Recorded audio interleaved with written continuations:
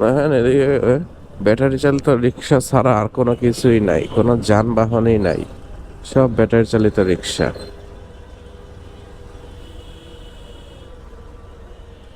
আমার মনে হয় এই সব রিক্সাগুলোকে একটা সিস্টেমে আনা উচিত, সিস্টেমে এনে দেন পরিচালনা করা উচিত। কারণ এইসব রিক্সাগুলোকে আপনি এখন চাইলেও উঠাই দিতে পারবেন না, এগুলা এত পরিমাণে বাড়ছে, চাইলেও তা সম্ভব না। যার কারণে সিস্টেমে এনে দেন হচ্ছে রুট পারমিট দেওয়া উচিত, এদেরও রুট পারমিট করে দেওয়া উচিত। এক এরিয়ার রিক্সা অন্য এরিয়াতে যেতে পারবে না, এরকম টাইপের কিছু নিয়ম কানুন বেঁধে দেওয়া উচিত এগুলারও।